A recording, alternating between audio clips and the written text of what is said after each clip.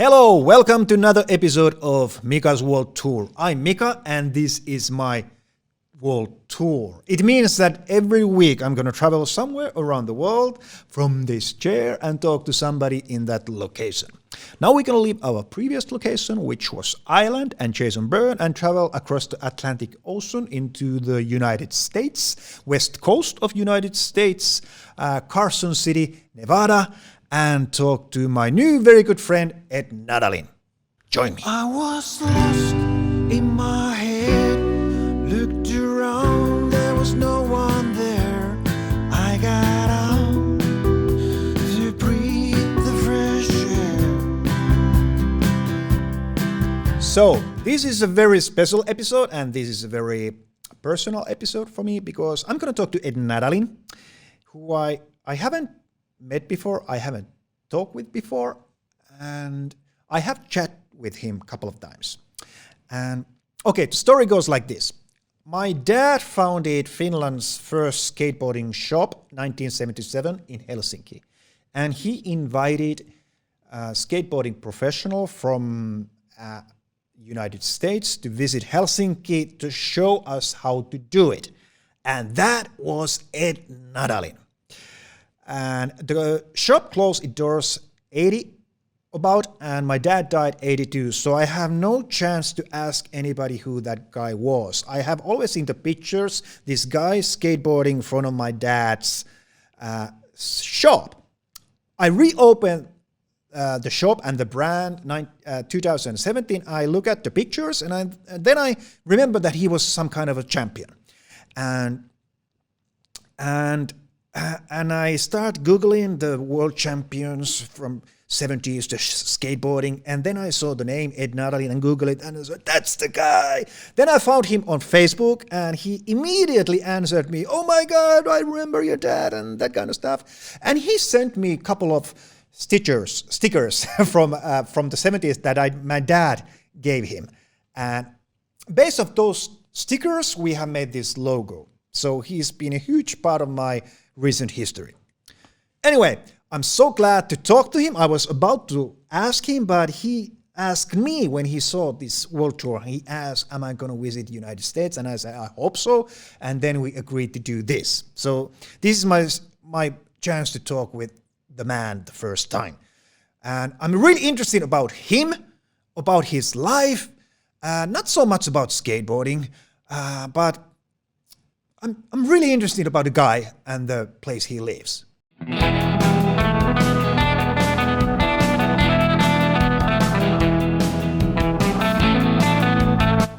Carson City is the capital of the state of Nevada. With a population of 57,344, it is the 6th largest city in Nevada and the 684th largest city in the United States. It was officially founded in 1858. The top places to visit in Carson City, according to TripAdvisor, are Nevada State Museum, Nevada State Railroad Museum, Casino Fandango. The restaurant with the most stars on Google is Red's Old 395 Grill on Carson Street. If you have different opinions to my list, please comment below. I'll be happy to learn more from Carson City. So, ladies and gentlemen, let's talk to Ed Nadalin. So, hello Ed, how are you? Cheers, Mika. Cheers. Welcome to my home in Carson City, Nevada, United States. I'm pleased to be there, even like this. So I'm pleased to be there too. So. Yeah. So you have been in Finland once, am I right? 78 or something, yeah. What's that? I'm sorry? You have been in Finland once in your life, right? Yes. Yeah. Yes. Yeah. That was a long time ago, once upon a time. Once upon a Yes. time. I knew exact date because I found my dad's diary and his journal, and there is a date when he says, pick up Ed Nadalin from the ferry. So I know. He is a very kind and generous man, your father. Okay, Yeah. thank you for saying that. Thank you. He actually opened his home to me, and we spent time together. It was snowing, and Yeah. he What a was able to- story we finally meet and talk. What it is what amazing. a story. So tell me a little about yourself. You live in Carson City now, and what do you do these days? I work from home as a video editor. Okay. I just I do small projects, and I just finished a film about women's basketball, the history of it in the United States, in particular the state of Iowa. Okay. And then I have a part-time job where I work at a spa where I open up and test the pool and spa level for pH and make sure it's up to health standards. I only do that for like 4 hours. Okay. But I'm home in the morning by 9:30, so that's kind of convenient. I have the rest of the day to myself. And actually, I'm working on the guy I work for at the spa has hired me to edit aquatic exercise videos. Okay. And that will be included in his app that he will develop later on this year. So when did you start doing that? I mean, editing and working with films. Well, it really started back in the 70s when I was skateboarding. Yeah. Sponsored and touring. I was hired as a consultant for a film called The Magic Rolling Board. Yeah. And I was hired by this guy, Jim Freeman, who I really find a very important figure in my life. He passed away in a helicopter crash doing aerial photography. Oh, sorry to hear back that. in 1976, but he did finish the film. And I followed the whole process of filming, selecting dailies with him. This was in 16 millimeter, no digital. The digital didn't exist. So it was managing the film in your hands with Scotch tape to join the edits. I must ask, did you enjoy that more then or now with the soft and like Premiere or Final Cut? And well, I gained quite a bit of knowledge and was, it just it brought me a career, because I loved it. And I feel like if you love the job that you do, you don't feel like you're working. So it's just part of what you enjoy. Did you enjoy more with the film, with the 16 millimeter, with the tape, and it was like handcrafted thing? Oh, yes. I would say yes, because you have the knowledge in your hands. It's not virtual like somewhere in a cloud, where you can't touch it. Yeah. This was really great. You got a feel of it. You look at the frames. Yeah. You join the frames, you cut the frames, and you use a grease pencil to mark a diagonal line for a dissolve. Yeah. That will be done in post-production eventually. And I took that knowledge with me. That this was in Laguna Beach, California. Okay. But I took that knowledge with me to Europe, in particular Italy, Rome, where I was hired for a commercial, but not for editing, for skateboarding. And I met my future wife there. She was the editor of the commercial that I was there for.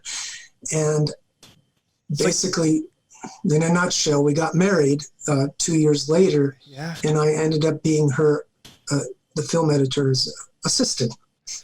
Is that the same, the ad that you were skating with the jean? The team? The jeans ad where Jeans, yeah, right. Yes, of course. Jeans West. And that was the ad you were working where you met your wife? Yes. Okay, yeah. okay. We can link the ad in the viewers. She invited me home for a bowl of spaghetti and things just go. Oh my God. What year was that? Sorry. That was 1979. Oh, right after Finland. Correct. Yeah. Yep. Because I actually, when I finished in Finland, I went back to Stockholm and did my summer, not my summer, the last exhibitions that I had to do. Yeah. And I flew back to the United States, but then I just fell in love with broadening my horizons, being in Scandinavia. Yeah. Yeah. So, I just happened to get this job in Rome, and they called me, all expenses paid, for 10 days in Rome to do a commercial. And so I ended up, It just- ended like a lifetime deal. well, Deal of the lifetime. So are you up still until, married? Yeah, Are you up still- until, 30 years, and Oh my- I lived in Rome. Yeah. Hmm. Did you say 30 years you lived in Rome? Yes. Oh, I didn't know. So you moved there. I lived there from 1980 to 2010. Yeah. Why did you come back to United States, if you don't mind me asking? Well, I had different relationships. I was married at one time. We got divorced, and okay. I found another English girlfriend. We bought a house together, lived together for 10 years. All right. We went our ways, and Yeah. I just kind of missed the United States. I would come back here maybe one time a year if I was lucky. Okay. Yeah. But then I met my now ex-wife again. I met my wife online when I was working in Rome. And so I moved back to the United States to marry her with my adopted son. Okay. And that lasted 6 years. All right. And so here I am again, a single man at 65. When did you start skateboarding? Approximately when I was 13 years old, 1968. So in the very beginning, that where it all started. Oh, right? yeah, grassroots. I had a wooden board, a Super Surfer, and it had clay wheels with open bearings, no sealed bearings or no kryptonics or anything, So you were there when it all started, and look at it now. I was in California. Yeah. But at the time, I was living in Silicon Valley, where Apple, the headquarters of Apple is in Cupertino. Yeah. And we transferred down to Southern California in 1972. And that's when I met a real skateboarding sort of community, let's call it. Yeah. All on the beach, Laguna Beach, Huntington Beach, Newport Beach. And I started, really just getting involved with it while going to high school and eventually junior college. I was still going to school, but I had this passion for skateboarding, and it started, Did you when I was surf? 13. Did you surf? What's that? Did you No. surf? No. I body surfed. My equipment, when I went anywhere, I had a backpack. Mm-hmm. I had swim fins. They're Churchill fins that are the fins that are cut diagonally for body surfing in waves. Mm-hmm. I had a Frisbee in my backpack, and I had my skateboard. I didn't like anything that was cumbersome. And I would go to the beach and play Frisbee, skateboard, and just That sounds hang out like a movie. Sounds like from the California. It was like a dream for me, to have that privilege of, working. I moved out of my mother's house and lived in Huntington Beach by myself and supporting myself. But my free time was dedicated to skateboarding. Okay. And and eventually you came as a professional skateboarder. Well, I was noticed along the beach by two surfing guys who were developing a prototype for a skateboard called the Speed Spring and Power Paw. Yeah. The Speed Spring was a truck Yeah. that you mount under the board that has a spring on it instead of the solid bolt. So it was, they asked me if I wanted to try out their prototype, wheel and speed spring, they called it. And I said, sure, yeah. So I walked up to their house with them, and they were my first sponsor into my first contest in 1975. I entered as an amateur and won first place. That's good. I think this is the perfect time to watch the. I always ask people. Well, you're my second guest, but I ask people to send me a couple of pictures, important pictures about their lives, and I think this is the perfect time to watch this one when we be talking about that so much. Yeah, Look at you. yeah, that really means a lot to me. That picture. That's in 1976. I was sponsored by Hobie, and that is in a drainage ditch called the Tunnel, where we shot some future footage for the short film, The Magic Rolling Board, Jim Freeman. But that picture was actually taken by Jeff Ruiz, rest in peace. Yeah. He was a surfing skateboard photographer, and he loved to work in black and white. And we did a shoot that day, and I just really loved the look, the kind of relaxed look I have there. Just, with my long hair. And Let's look at it again. Yeah. Let's look at it again. What hair? Let's look at it again. I just had this, long hair. Oh my God. Great. And, you look so innocent. Yeah, and I wore shoes there in that reservoir because it was a huge bowl, concrete bowl. It's been dismantled through the years, obviously, but I wore shoes for that sort of place because of the ruggedness, the rugged terrain. It was really gritty cement. It wasn't perfectly smooth, so got to save your feet from becoming hamburger. Yeah. Well, we could talk about skateboarding like a whole day, but let's go a little bit. That's another talk. We have to do this again with the only skateboarding. Sure. Okay. I could talk about that all day, but what's the situation in there with the COVID and everything in where you live at the moment? I live in Nevada. It's a pretty popular state. A lot of people, especially in southern Nevada where Las Vegas is. I live in the capital city of Carson City, and it's sort of a rural feeling. It's not a huge concentration of people going and coming to work. There's never any traffic jams here. But the amount of people that have been infected has become quite a dominating feature for all of us. And the governor has pretty much given a mandate that you have to wear a mask in any public setting, no matter where you are. Grocery store, the school, mask mandate. Are restaurants still open and like gyms? They are, and they have seating that is completely reduced by half, basically. If you had 12 tables in your restaurant, there are now 6.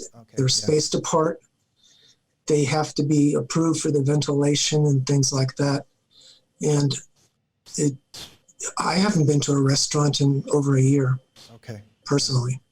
I just cook at home. Luckily, I lived in Italy, so I do know how to cook. But I do all the shopping for my mother's. I live with my mother. She's 92 years old. Oh. And I keep her at home. I don't, unless she has to go to the doctor or something.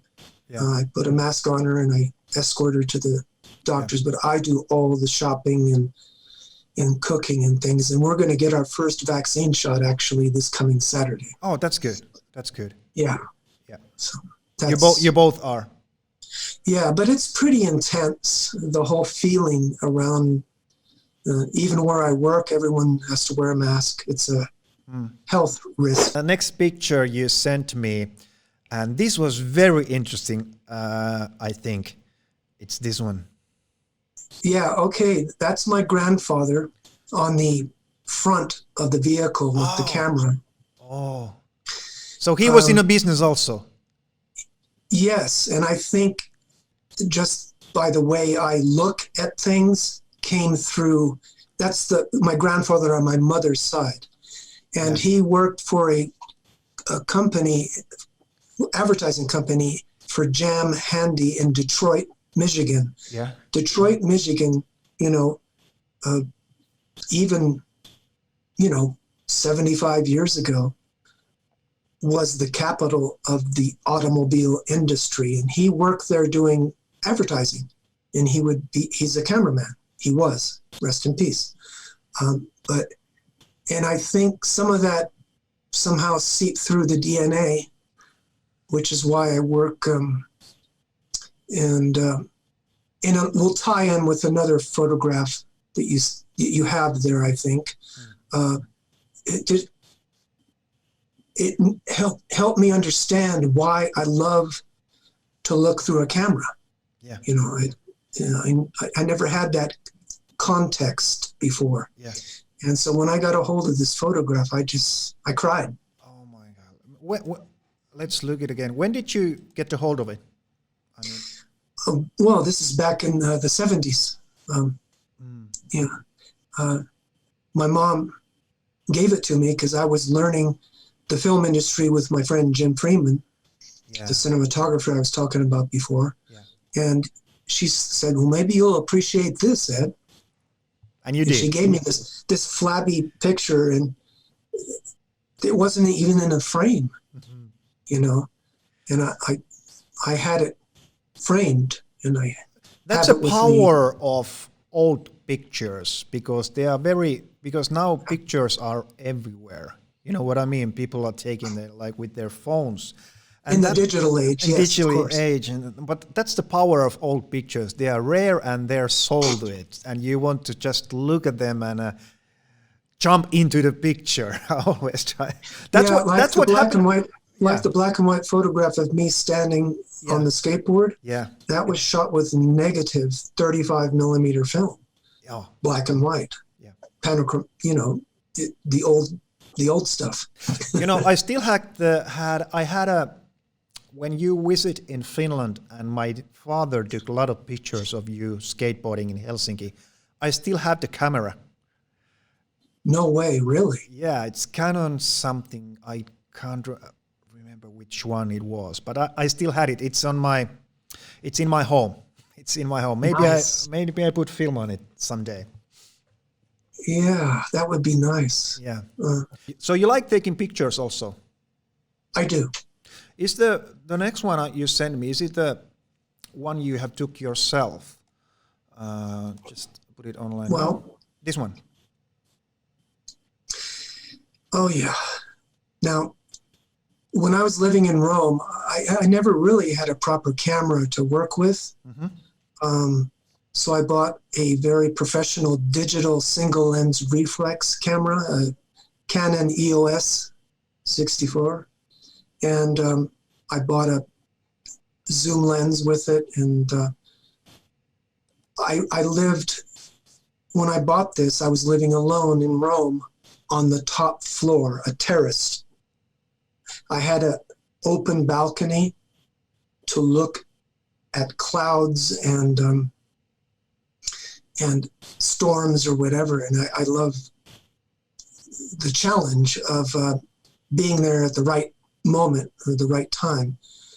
And so I would set up my tripod and just sit there with a glass of wine and wait for something to happen. And I have many, many pictures, and that's 2005 when I first got my first professional camera. Let's look at it. I waited all my life to have I love the layers of clouds. You have the cirrus mm-hmm. up on top, the cumulus right in the middle, and then you have that sort of stratus on the bottom there, and then the seagulls coming by. God, it's just for me magical to be able to capture something like that. Yeah.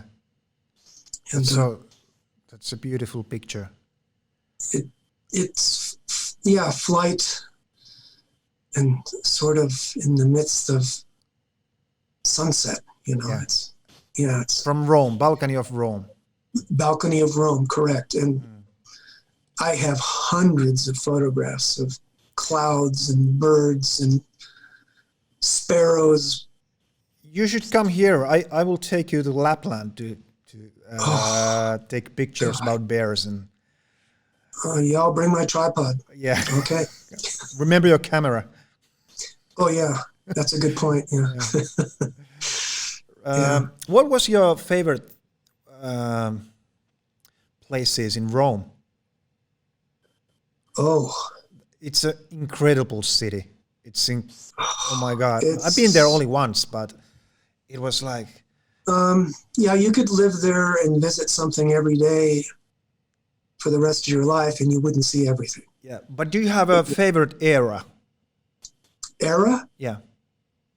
Area? No, era, like in history that you like. Well, I was never really born as a history buff. And never enjoyed it in school, but I certainly got a perspective when I moved to Europe. Yeah. You know, being in California, it's like, okay, where do we want to go? Tijuana, Mexico, you know, or my horizons really opened up when I got to Rome.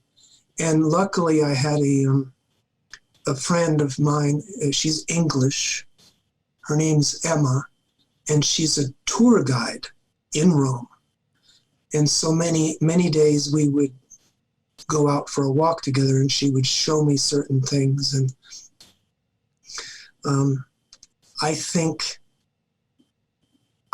one of my favorite places is probably, even though it looks like nothing right now, it's an open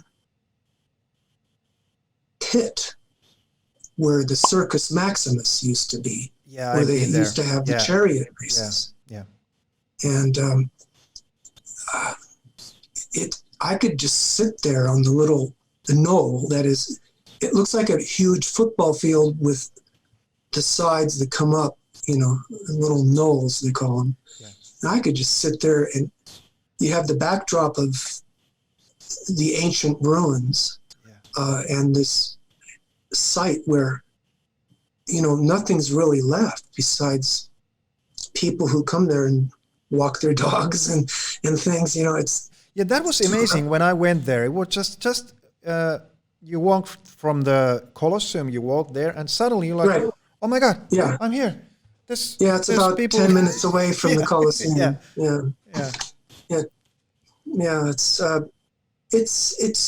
It leaves you up to your imagination of what it must have been like to have that activity of chariots and things going around. Just phenomenal. And one of the other things that I really enjoy is the area called Trastevere. Trastevere.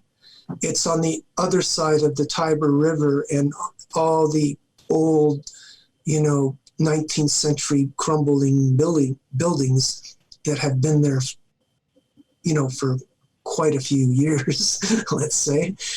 And they're all cobblestone streets and wonderful restaurants now. And it's bustling with activity, and it's really special to be there. And it's within walking distance of the main section of Rome. So you have to cross over the bridge, the Ponte Garibaldi, they call it, the bridge. And it really leaves a lot to the imagination of what it was like maybe just 100 years ago. Yeah. So, you know, and you have still old people hanging their clothes out to dry from the windows, and, you know, it's just so. It seems like you miss it, the Rome. I do. Yeah. I do. How about your own city when you're living now? Sorry, I interrupted. Go ahead. The Carson City. It's for me. It sounds like Western, old Western. Well, Carson City is named after a Western hero by the name of Kit Carson. Oh, okay. You know, and this is a city built on the Comstock lode of silver. And so it does have a very rural Western feel to it. And you can see it still in places. Do you still have especially- saloons there, like old Oh, saloons? yeah. It has that old feeling.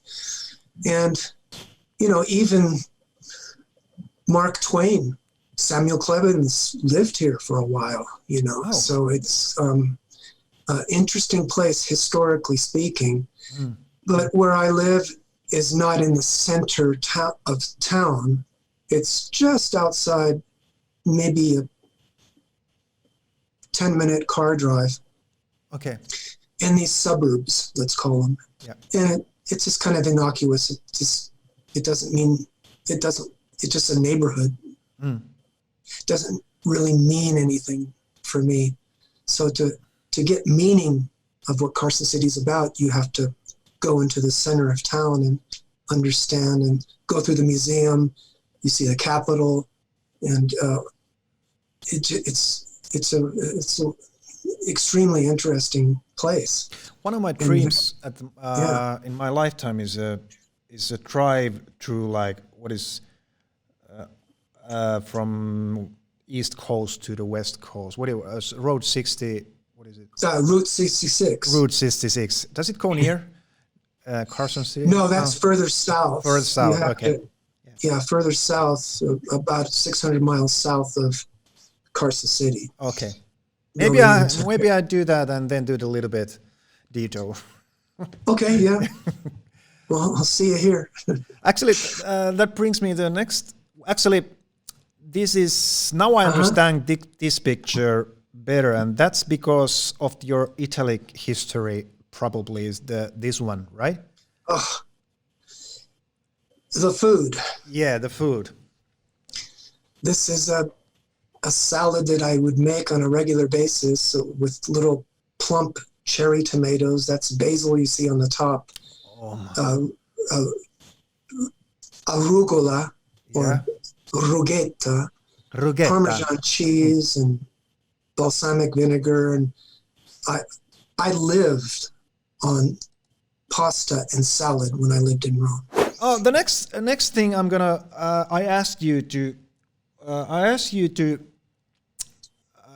where would you take me if I would come there? And you mentioned a place, Death Valley, right? Death Valley. Yeah. I was born in the Mojave Desert. Yeah. I lived in the desert for 7 years of my life until my parents moved to Cupertino, that is the Silicon Valley area of California. Yeah. But I've always had a fascination for the desert and the solitude features of the desert. The Death Valley is a national park. The actual place, it's the lowest elevation in all of America. It's called Badwater. And you stand there and you are 300 plus feet below sea level, standing in the middle of the desert to this little pond of salty water. From that point, you quite can't see it, but if you venture out of Badwater and go up a little bit in elevation, first you hit Zabriskie Point. I don't know if you've heard of that. No. Just beautiful vantage point of, especially at sunset, of the valley. And then from that point, you can look over and see the highest point in all of the United States. It's called Mount Whitney. So at the same time, you can glance down, look at the point that's 300 feet below sea level, and then see in the distance about 75 miles away, clear as can be, no pollution.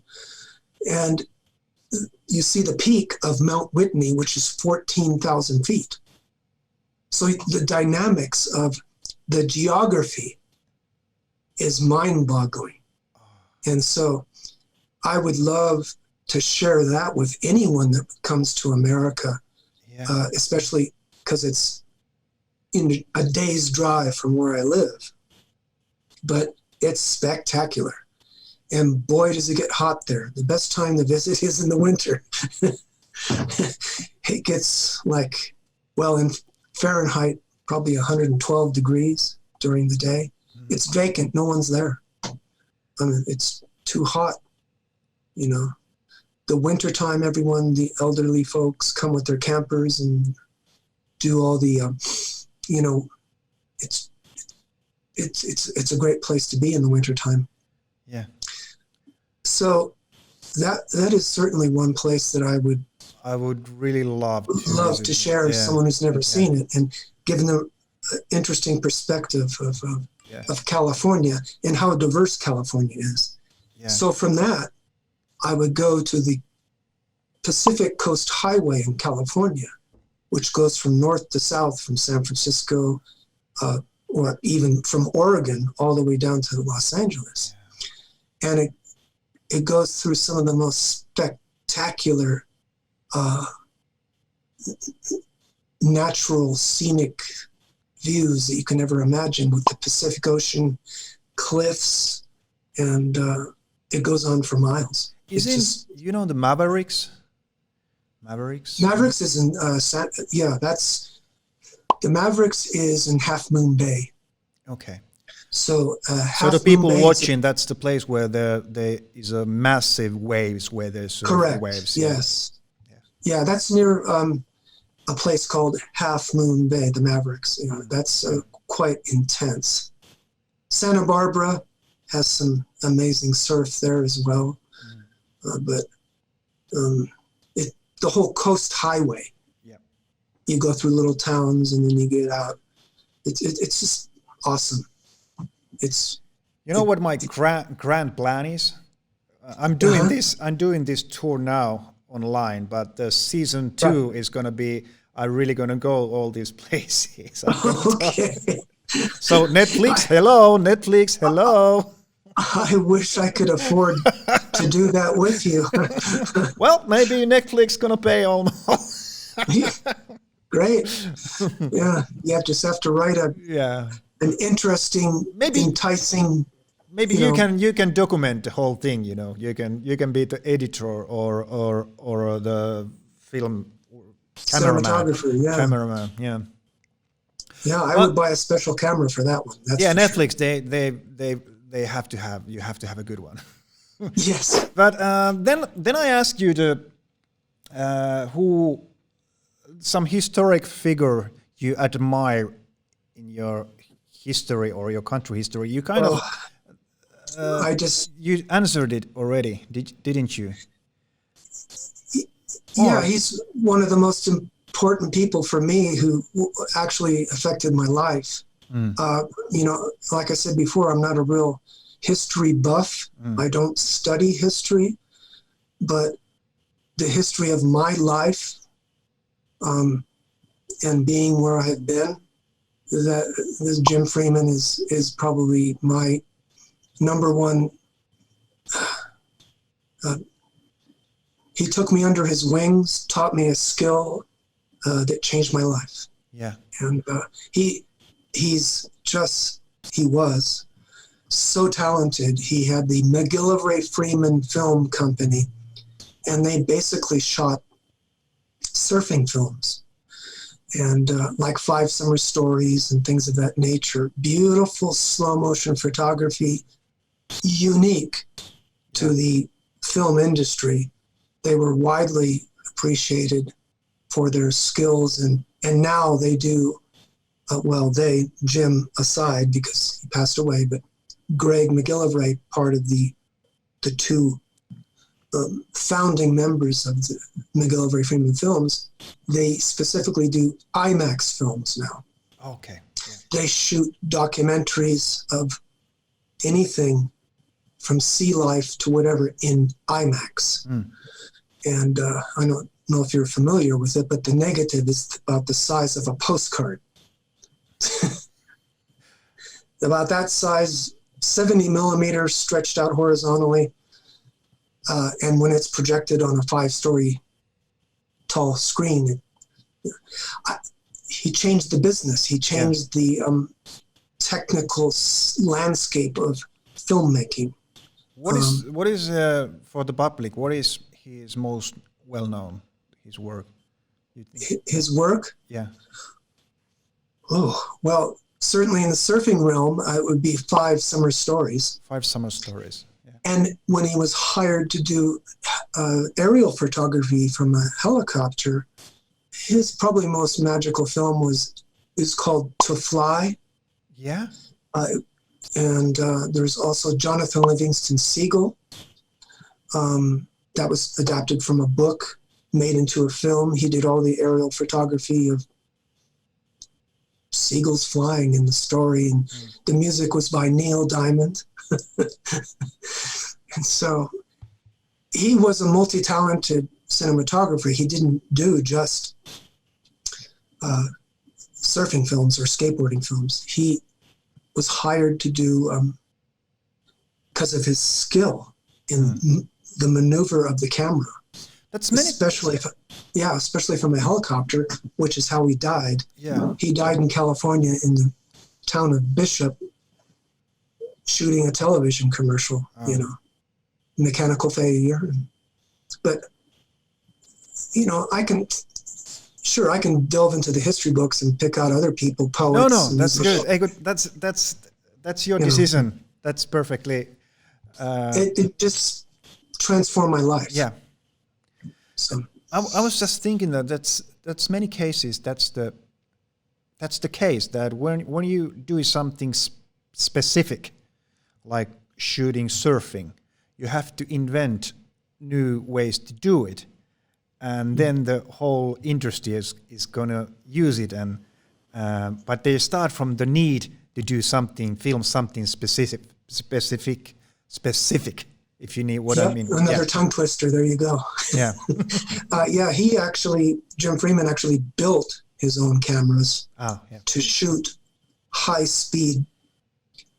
When you shoot high speed, it becomes slow motion. Basically. How many frames do you know he did? Oh, about 400 frames a second. Oh, okay. So really, slow motion. That at the normal speed, and the normal speed is 24 frames a second. It becomes a super slow motion fluid. Yeah, and good. So, and I'm definitely gonna look out his work and look at the 5 Summer Story. What was it? 5 Summer Stories. 5 Summer Story. Don't confuse it with Endless Summer. No, I have that. I have that one. Endless Summer's Bruce Brown, I think. Yeah, I have that one. That one so I have. The 5 Summer Stories is very interesting because the documentary that he filmed with me in it became one of the stories in his film. It's called Five Summer Stories plus 5, because he added stories to the original film of surfing. And so the magic rolling board was inserted into that film. But Jim Freeman, McGillivray Freeman films, you'll find all kinds of stuff about that. Then I asked you to some artist or somebody you want to bring up in this discussion, and that was Suzanne Vega. I was introduced to Suzanne Vega, her music, that is, way back in 1985 in Venice during the carnival. It was snowing, and I was there doing a projection screening in Piazza Ducale with a team of other people doing some artistic work being projected on the old churches inside the main plaza. And I was working with this one guy who gave me a cassette tape. Yeah. Not an MB3. Yeah. But, and I happened to have a Walkman with me because I had my cassette tapes with me, And he said, "Have you heard of Suzanne Vega?" I said, "No. Who's that?" "Well, she's from New York, and she has a real special sound." And so he lent me the tape, and we ate dinner that night. I went to bed, woke up. It had just snowed. It was very quiet in Venice, Italy. You know, Yeah. it was perfectly silent. I kind of just put my headphones on, slipped in the tape on my little Walkman. I cried. What year was this? It was Close to 19. It was the February of 1986. That was during the carnival, the Carnivale, they call it. It still makes me cry just thinking about that moment, because her debut album, it's called Suzanne Vega, it is my favorite. It just opened my eyes. Poetically speaking, her words are beautiful. Just her delicate voice, guitar, great musicians behind her. I ended up seeing her 5 times in Italy. I went to every concert she did, followed her, and finally, in the year 2000, I went to New York as an assistant film editor for a film called Titus Andronicus by Julie Taymor. And the post-production was in New York. And Suzanne Vega was there at a book signing. She wrote a book of her stories, her life, poetry. And I went, stood in line, bought the book, and I got to see her face to face. And she said, "Hello, so what's your name?" And I said, "Ed." I said, "I've been following you for over 10 years. I fell in love with your music, your poetry, and just want to say thank you." So she wrote a dedication in the book, and I took it. I held it up close to me, and I just started crying again, just like, God, just meeting a mind that creates poetry, and actually being able to speak with them, not for very long, but, I told her the cities where I saw her in Italy, and she goes, "Oh, interesting." So I was... where in what album? Sorry, I'm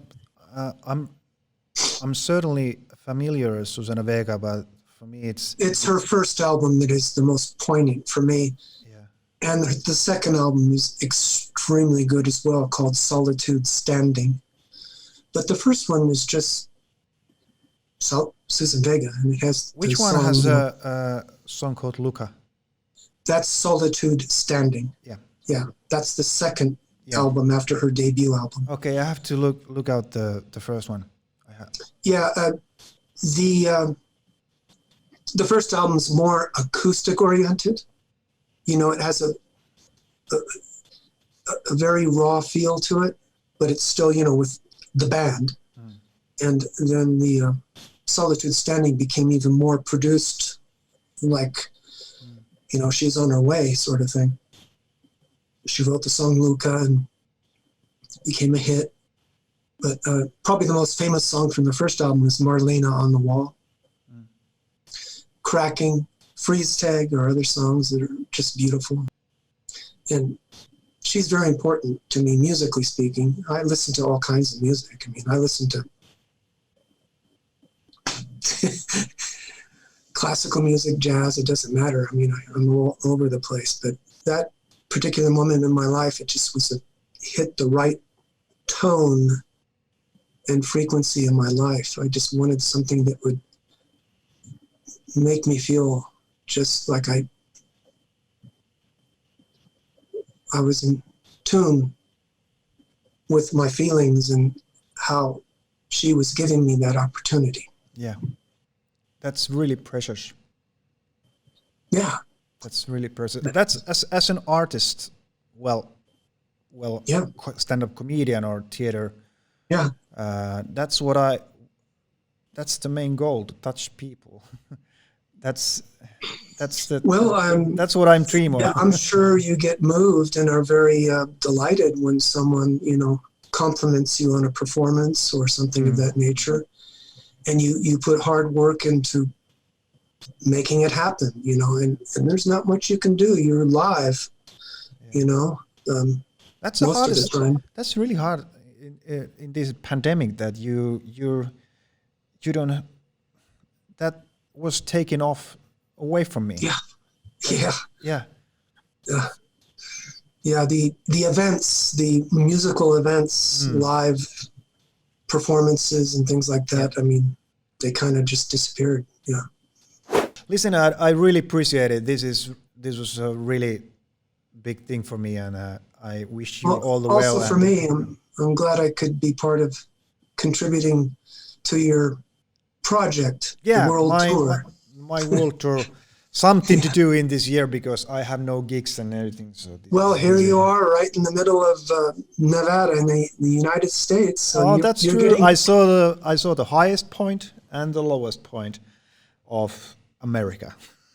Correct, Mount Whitney and Badwater, Death Valley. Yeah, now I know so much more about the world and the New Mexico and everything. So, thank you, Ed. Thank you. Bye. Thank you, Mika. Bye. Nice to finally meet you. You too. Let's be in touch, okay? In person or in Zoom or whatever. Yeah, we will. You still are coming to Lapland. We're going to make this nice photographing trip. Oh, sounds wonderful. Yeah, once we get this COVID thing cleared up. Yeah. We're almost there. I would love to. Yeah. So, thank you. That was Ed Nadalin. What a man. What a nice man. What a nice talk. I'm so glad we did it after all these years. What a story. Who figured? And all the best, Ed. And I really, really want to come there, visit you when this is all over. See all those places. Go to this desert. See the high place and the low. A high point and a low point, and listen Suzanne Vega at the same time. But thank you for watching. Remember to comment, remember to like, remember to subscribe, and remember to come back again. Now I gotta go. See you next time. I gotta get out, I got to see